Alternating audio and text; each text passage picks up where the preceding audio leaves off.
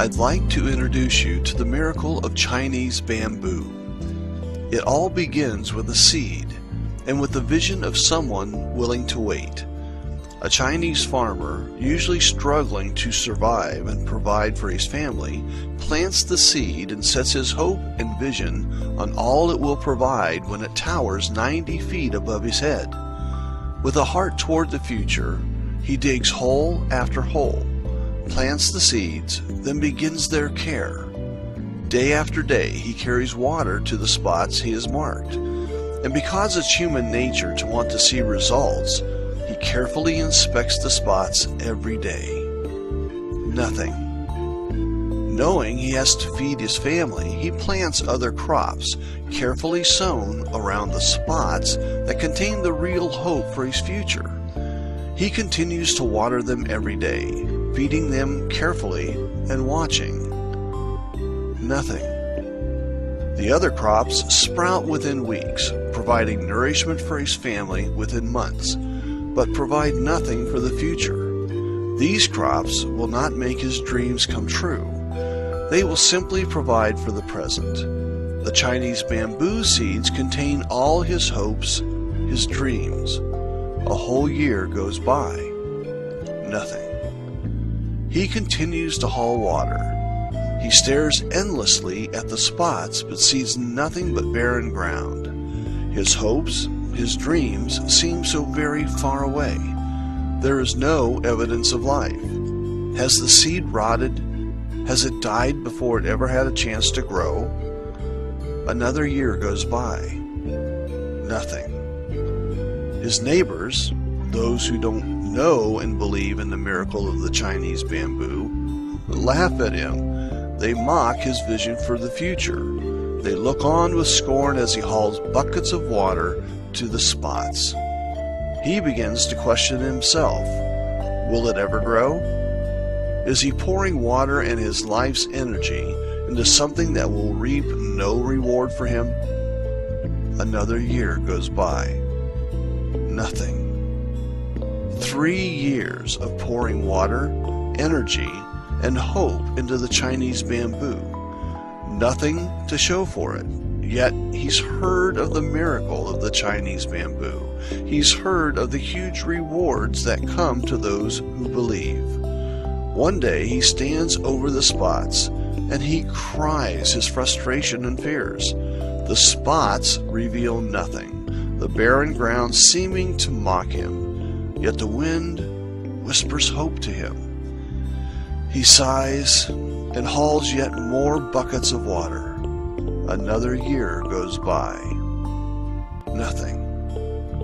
4 years. 4 years of hoping, wishing, and diligently tending his dream. Surely the miracle will happen now. His neighbors have quit laughing. They no longer even care. Yet they talk quietly among themselves of the farmer who isn't quite right. At this point, the farmer isn't even sure. Yet he's fallen into a habit, so he continues to water the spots. He continues to feed them. It's simply what he does now, with no knowledge of reward, just the simple, now unspoken hope that life resides beneath the spots he so carefully tends. Another year passes. Nothing. 5 years. The farmer is tired of hauling buckets, tired of growing and tending so many other crops to feed his struggling family, tired of trying to keep his dream alive, tired of seeing no results day after day. He stares hopelessly at the spots. There cannot possibly be life after so many years. He must have watered them wrong. He must not have fed them correctly.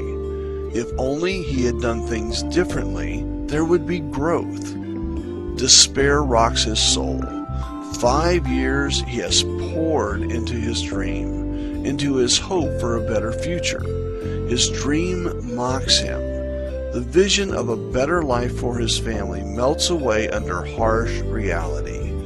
Tears fill his eyes as he grabs for the last hope residing in his soul and slowly lifts the bucket to pour water onto his dream. After 5 years, he realizes it would be folly to give up.